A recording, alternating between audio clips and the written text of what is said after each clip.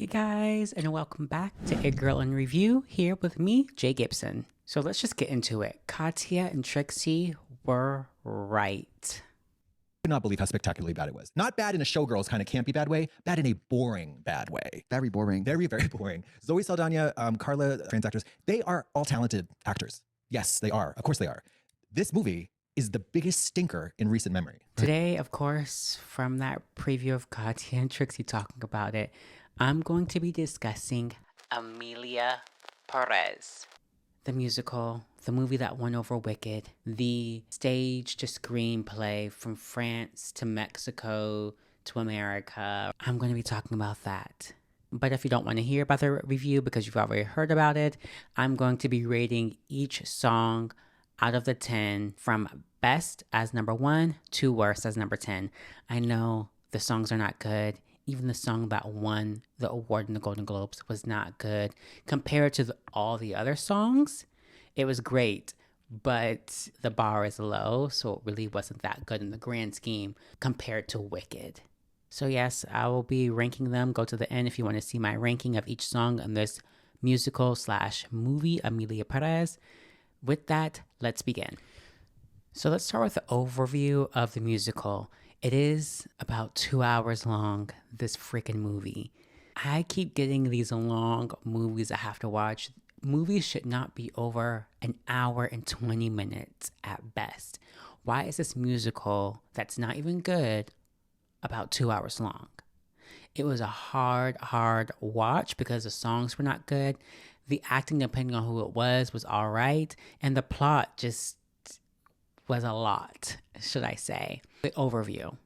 A Mexican lawyer is offered an unusual job to help a notorious cartel boss retire and transition into living as a woman, fulfilling a long-held desire. Now, we can pick apart that overview. People who transition have a very strong need to transition. It's body dysmorphia, it's mental, it's all these different things. So like this long-held desire sounds like it was just something that they had to do, you know? Like I always wanted to try cocaine, so I had to do it. It's not written well, that overview. Let's go into the cast. I will not go over every cast member because most of them are not important. I'm just going to talk about the main stars of this movie and the main names you should remember when I'm talking and going through the plot. The main character of the movie is Zoe Saldana. She's the main actress. She's playing a character, Rita, who's a lawyer. Then we have the extremely racist Spanish trans actress, Carla Sofia Gascon. She is playing Anitas, that's the gangster, and she's playing the name of the movie, Emilia Perez. Pre-transition, she's Manitas. Post-transition, she's Emilia Perez. Then we have the No Sabo kid, Selena Gomez, who's playing a character that's not really knowing well the Spanish language because like, apparently she's from America, so she never learned Spanish, so her Spanish is not the best in the movie. And she is playing the character Jessie. Then we have Adriana Paz, who is Epifania. Next, we have Edgar Ramirez, who's playing Gustavo. So those are really the only actors you actually need to know in this movie. So we know the overview of the movie and we know the cast of the movie. Let's see this quick little trailer.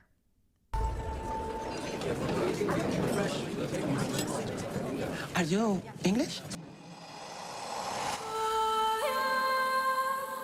He desires to remain anonymous. If you're not willing to accept, I don't think it's worth talking. So after you saw the trailer and you heard everything I had to say, and you heard kind of Katya and Trixie's quick opinions, what will you rate this movie? Put it in the comments right now. If you've seen this movie, definitely put what you rated this movie out of 5 stars. If you haven't seen this movie, still put it in the comments. You know enough. Emilia Perez, I'm going to go off the dome. This may be quick. I may talk a bit fast, but I'll try to enunciate as best I can because I'm trying to remember everything about the movie, but it's very forgettable because it's just not good. Let's begin. So we start with the movie. I think the beginning credits are like 4 minutes long. The beginning credits are so freaking long. Oh my God. After the beginning credits, we see Rita, played by Zoe Saldana. We are introduced to her character. At first, I was confused. I thought she was a detective, then I realized she was a lawyer.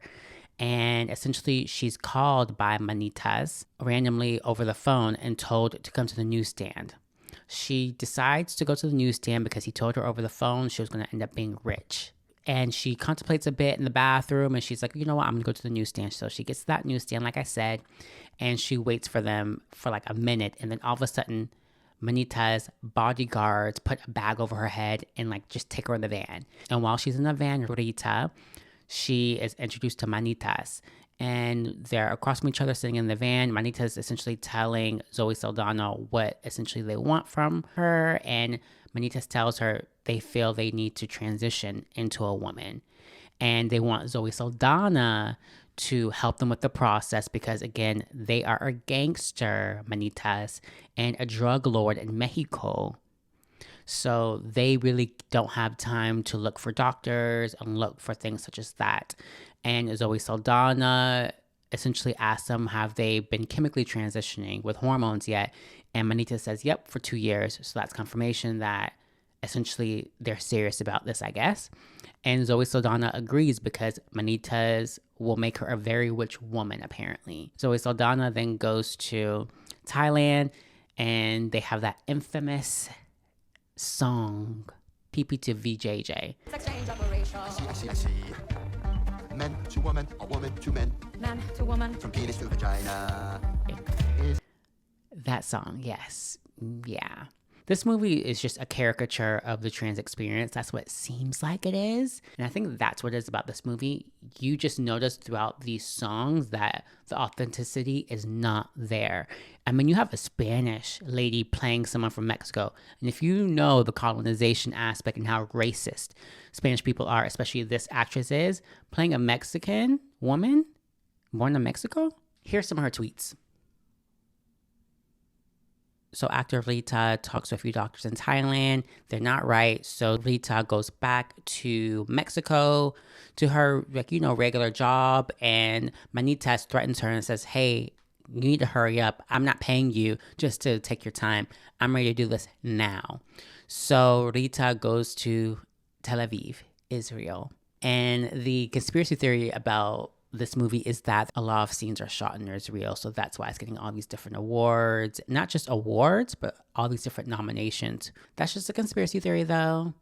And in Israel, Lita meets with this plastic surgeon, trans plastic surgeon, Dr. something. I can't remember his name. We'll just call the doctor Dr. something for now. So Dr. something talks to Rita and tells Rita, I'm not sure if I want to take on this case because I haven't met them and I don't like the secrecy, They have another singing number. I'm not going to talk about every singing number or every song sang in this movie because it's not worth it. They're not good. Anyways, finally, after the sing-along, the doctor agrees and says, yep, okay, I will meet with them, secretly and do these surgeries for them.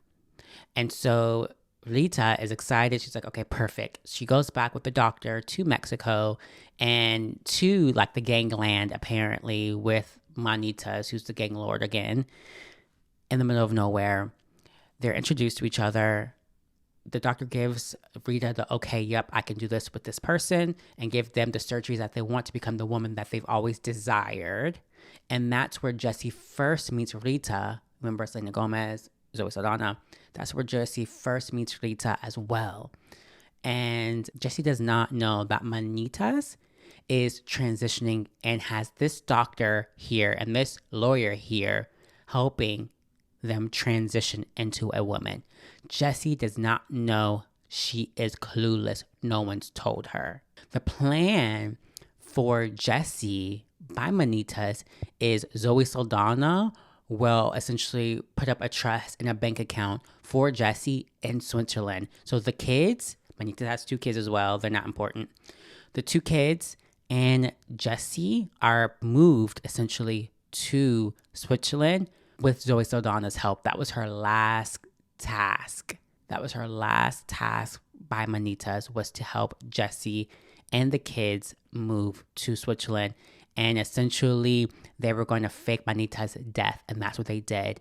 So Jesse finds out on the news that Manitas is dead and killed, and their remains were found somewhere in a ditch or in the river or something like that. So Jesse and the kids decide, I guess, slowly to move on with their lives in seclusion in Switzerland. Rita is finally let go, and she's gotten all this money. So on her way home, she's crying tears of relief, joy, and overstimulation.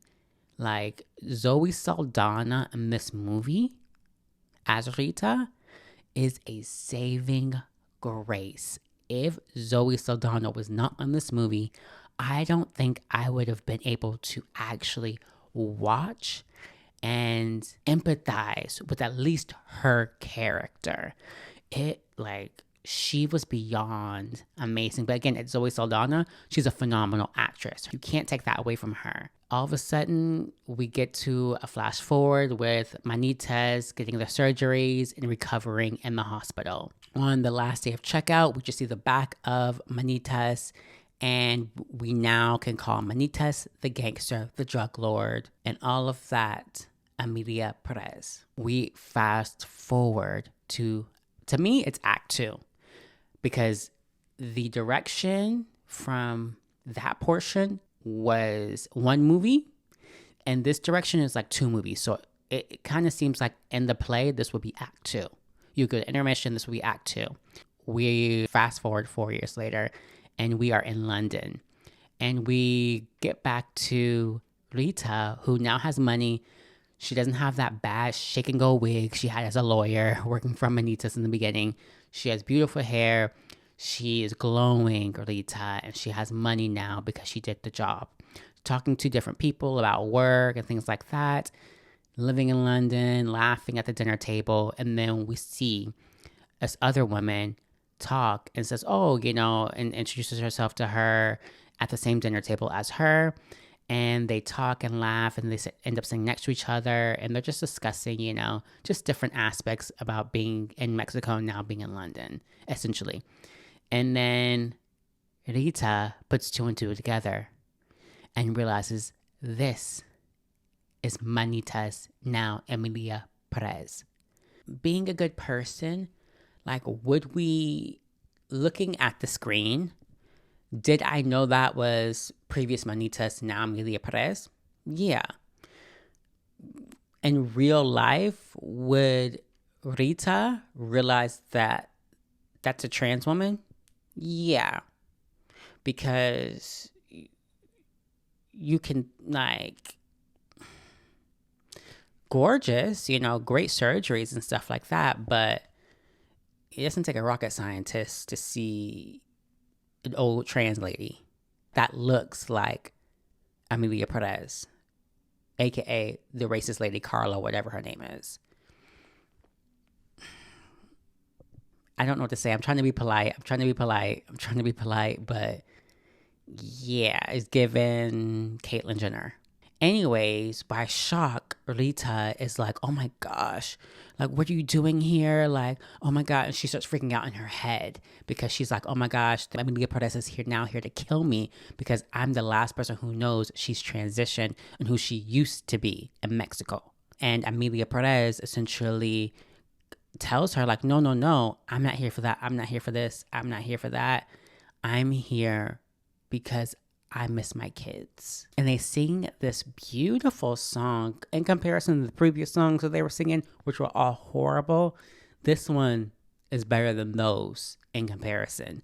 Beautiful song between Rita and Emilia Perez about the situation at hand and saying no, I love you, I miss you, but also I want my kids back. Essentially, I would love to be with my kids again. I need your help. Essentially, that's why I'm here, to see you. And Zoe Saldana, of course, obliges because it's apparently one more job, yada, yada. Zoe Saldana goes to Switzerland because she's the only person that really knows where Emilia Perez's kids and Jesse are. So Rita, she grabs the kids and Jesse from Switzerland, and brings them to Mexico. And Manitas, the baby daddy, their father is dead, even though Emilia Perez is there. So Rita tells Jesse and the kids, oh, it's your Manita's sister, your aunt, that is going to bring you back to Mexico because it's safe now. And she's going to take care of you guys, essentially. So that's kind of how Emilia Perez weasels her way into the kids and Jesse's lives again. So Jesse and the kids come back to Mexico begrudgingly because now they've gotten used to Switzerland. And so Emilia Perez is so excited, gets introduced to the kids, and immediately she starts kissing the kids and so happy, and like just wants to pick them up and hug them and things like that. And Jesse's looking at Emilia Perez like, what the heck? And everyone's a bit like, excuse me, ma'am, you don't know these freaking kids. Why are you so affectionate to them? Like you haven't seen them in years, And so that's kind of the feeling of that scene. Everything is going okay. Then the next day, Emilia Perez and Rita, they are eating dinner at a market, and a woman comes by with a flyer talking about her missing child to them. And since Emilia Perez used to be a drug lord and a gangbanger and all these different things, Emilia Perez wants to help, essentially. So Rita and Emilia Perez end up helping and finding the remains of this woman's child so she at least can put them to rest, thankfully. And Emilia Perez ends up convincing Rita to stay in Mexico and not go back to London and help Rita create this nonprofit organization. I can't remember the name. So Rita begrudgingly agrees, but again, Emilia Perez and Rita, they have a decent relationship, honestly. They seem like friends, and that may be the only true friend Rita has, as well as Emilia Perez. So they start this organization, this nonprofit, and the nonprofit is meant to help a lot of these underprivileged families find their loved ones throughout Mexico who may have went missing, or if not, may be dead possibly, and just get the remains or get an answer to what happened. So it's a great thing. They start putting infomercials out there and things like that. And it keeps going. It starts growing and growing and growing. And they're going throughout Mexico, Rita and Emilia Perez. And they're finding different victims and telling family members what's going on. They open up a whole warehouse/office. And that's where a lot of people volunteer. And a lot of family members of these victims are able to come in, fill out applications, tell them names of their loved one or person they're looking for that's been missing. And that's kind of how the process goes of trying to find these people. And that part is like, okay, because Emilia Perez is wealthy due to the fact that she's an ex-drug lord and gangbanger. But at the same time, it seems like they're using real situations and real grievances within Mexico as a gotcha moment in a way, kind of saying, oh, this is what should be happening in Mexico. Celebrities or gangsters or rich people in general, they should be trying to find a solution to let these families grieve with the remains of their loved ones, using a real actual issues of a country that is not necessarily getting better and putting that in your movie as French people, because this movie was made by French people, French or white people at that, who have no ties to Mexico, who don't even care about Mexico. And putting that into your movie seems very dirty. After finding a lot of loved ones, we go on and get introduced to Gustavo. Gustavo is Jesse, Selena Gomez's character's boyfriend. So essentially, years ago, before Jesse and the kids moved to Switzerland, Jesse was having an affair with Gustavo.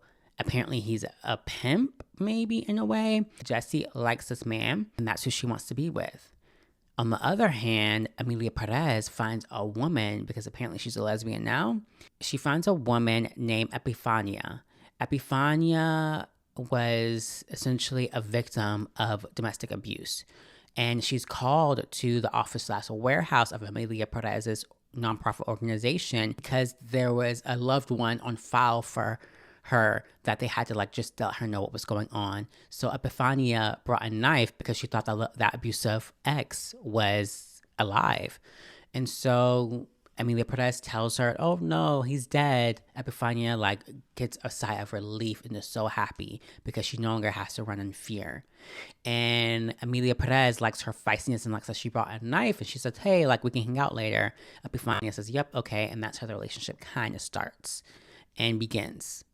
A little bit later, the nonprofit organization needs funding and money and help from the government and people that maybe Emilia Perez knows, wealthy people. So they have a gala, and in that gala, Emilia Perez and Rita, have a discussion because Rita is like, why are there gangsters and drug dealers here? Like this is hypocrisy with politicians.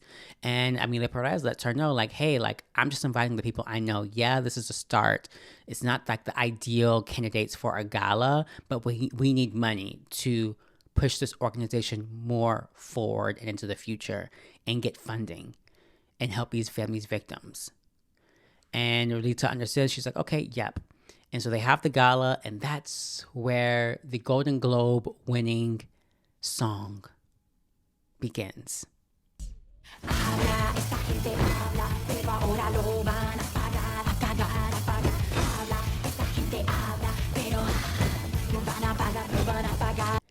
El Mal is not a good song.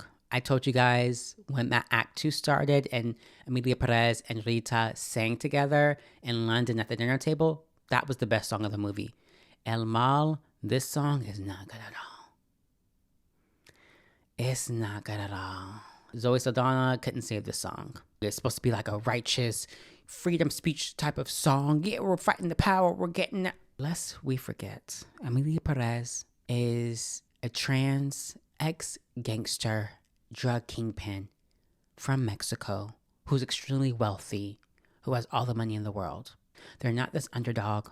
They are not this champion of the poor and the weak. They are a part of the system being upheld and a part of the problem. This song is trying to champion Emilia Perez as this just a great person who's really trying to change and be a better human. Me and you watching this right now, we're in reality, right? Okay. Fast forward a little bit, Emilia Perez and Jesse actually get into it when Jesse comes home the morning after being with Gustavo and the kids go to school and Emilia Perez goes into Jesse's room and is like, hey, like, just letting you know, like, if you want to come in the morning, just be more mindful because the kids are going to see you and things like that. And Jesse's like, oh, yeah, okay. Again, you guys remember, Jessie does not know who Emilia Perez really is. She doesn't know Emilia Perez is really her baby daddy. She doesn't even know Emilia Perez is really trans. I don't know why we're pretending like no one can tell that Emilia Perez ain't trans. Like, we can tell, And so Emilia Perez tells her like, oh, okay, thanks for your understanding, things like that. And Jessie says, okay, now that we're okay, guess what? And she tells Emilia Perez, oh, me and Gustavo are engaged. We're going to be married in the future. And we're going to move to another part of Mexico. And Emilia Perez is like, what? Huh? You're going to get married? And so you could feel the anger build up in her. You can feel it build up in her. And Jesse's just clueless because she's like, oh, this is like, a family friend. And Jesse's like, yeah, we are going to move away, things like that. And Emilia Perez is like, what about the kids? Because we know Emilia Perez really wants her kids. And Jesse's like, oh, yeah, the kids are going to come with me. Emilia Perez is like, well, what about school? Emilia Perez is like, we haven't thought that far ahead, but like there's good schools around there, I'm sure. And Emilia Perez is like, oh, okay. She starts getting angry. She's like, well, you shouldn't be there with your pimp. And Jesse's like, what? She's like, yeah, you're going to be married with your pimp with my kids. These are my kids. These are my kids. She starts freaking out, crashing out to Jesse about the situation that Jesse's putting herself in, apparently. And Jesse's like looking at her like she's a freak because Jesse's still clueless. And Jesse's like, what? Your kids? These are my kids. And Emilia Perez pushes Jesse on the bed in her more masculine voice. Emilia Perez says, you're not taking my kids away. These are my kids. You're not ever taking my kids away. Are you freaking crazy? Blah, blah. Crashes out on her even more and then gets off of her bed and leaves. Jesse is shook. shook. And she's like, what the heck just happened? I'd be shook as well because I'd be like, what? There's too much going on. Poor thing is overstimulated. Fast forward a little bit more. Jesse takes the kids and they disappear. Emilia Perez goes into the rooms, looks for the kids. It's like, oh my gosh, when they leave? And the housekeeper, she's like, I don't know. We were all sleeping. And sadly, the kids and Jesse left and deserted Emilia Perez. Thankfully, because she's acting crazy. Over the phone, Rita gets a call from Jesse saying that my account's been frozen. How's my account been frozen? That's what my niece has left me. That's all my money. That's mine. That's mine. No one can control that. How's my account frozen? Rita goes and calls Emilia Perez and says, what happened? Like, why is her account frozen? And Emilia Perez is like, I want my kids. And they're yelling both on different ends, yelling on the phone to Rita about the whole situation. And then Rita keeps apologizing to Jesse because, of course, she's like, oh my gosh, like, that sounds horrific. Your money was frozen and how are you going to use your card? You don't have any money now. And Rita goes to Emilia Perez because they're friends now. She's like, hey, like, that's not okay. You need to figure this out. You need to apologize because you cannot freeze their money. They're going to figure it out. So after Jesse's money is frozen, the next day, Rita meets Epifania and she's like, oh, hey, nice to meet you, da-da-da-da. She's like, oh, yeah, we're just going to wait for Emilia Perez. We're going to wait for, oh, yeah, I'll wait for you with her. Like, you know, I've always wanted to meet you. We've talked great things about each other, da-da-da. They exchange pleasantries and things like that.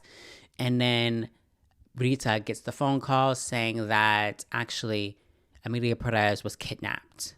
Tries to figure it out with the police, and the next day everyone is at the warehouse. Police are there, detectives are there, trying to get hints or like taps on where or on who kidnapped Emilia Perez. And so Zoe Saldana's talking to someone. A kid comes and drops the bag off. No one sees it and leaves.